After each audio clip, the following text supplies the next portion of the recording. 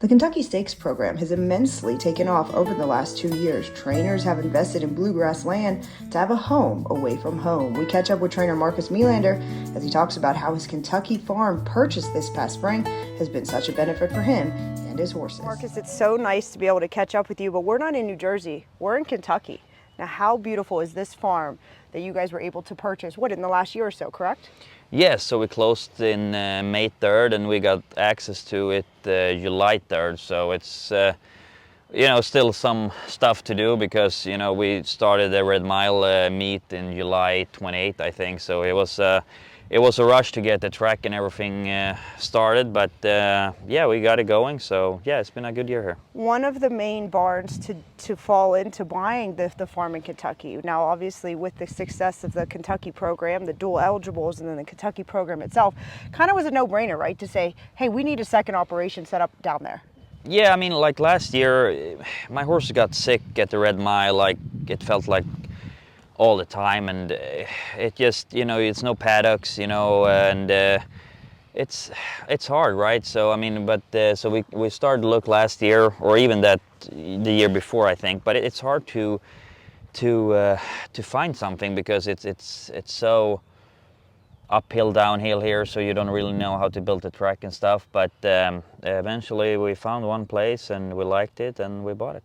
One thing I asked you when you coming on to look for a place like this, they're certainly not giving them away, and upwards of almost $3 million you had to give. What things have you done and alterations have you made to make it suitable to what you guys like? I mean, we could have just moved in, the barns and paddocks and everything is great. So I mean, that we kind of had to do was the track, really. So other than that, it's small things you need to fix. But the barn and both barns are great, and all paddocks. It's 25 paddocks, 68 stalls. So it was nothing to do like that. It was just the track really that we had to do. And like you said, with the program, it just made things easier, right? Having another home base here. Now this is beautiful. Of course, the farm in New Jersey is beautiful as well. I asked your mom. I said, what feels like home now? Yeah, it's still Jersey, but it feels like, going here now, it feels good too. You don't have to, this week, last week of the Grand Circuit, you kind of are done with Kentucky for this year, but it doesn't feel like that anymore, because it's so much more quieter out there, no stress for the horses, so it's a great place. When we talk about Kentucky, the way the program has grown, now you see all the drivers and the trainers, you included, everyone just kind of looks really, really tired because it is you're back and forth all the time. Tell us how it's fared on you and the benefits that you like about it, though.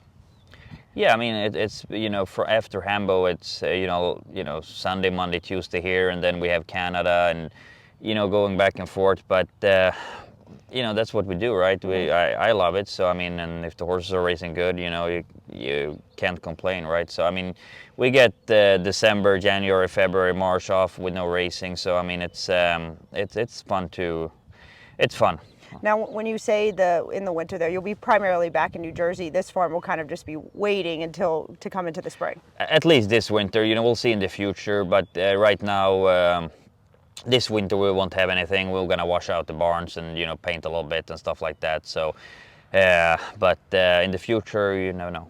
It kind of feels like, at least for me, my year, every year it just kind of ends and then repeats. I know we're down here, Lexington, at sale time, right? You got a new crop coming in. We're getting excited, but what a long time it is to take them from the sale ring, which you would be doing this week, to getting them all the way into next year, and then hopefully the year after that, right? It's a lot, and you need a lot of luck. Yeah, it is. It's you need a lot of luck. So I mean, it's as long as the horses stay healthy and sound, and we'll hopefully have another good year next year, and we'll just keep going. Things have grown for you so much in the last 10 to 12 years since coming over from Sweden. As a little boy, say 8 or 10 years old, that Marcus, could you have believed that you would be where you are right now? Not only have your farm in New Jersey, but this beautiful farm here in Kentucky, and the program and the stable that you've grown.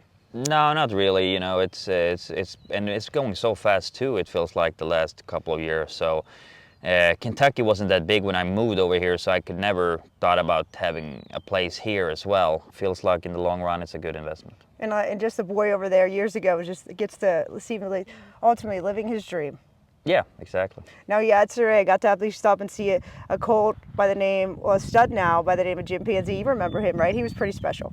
Yeah, he was. You know, he was just an amazing horse. You know, from day one really, and you know, even when when he won his last British Crown there as a 4-year-old, you know, he was sound as he can be. He could have probably raced another couple of years, but it's great to see his offsprings right now, and they're doing good. So yeah, it's exciting.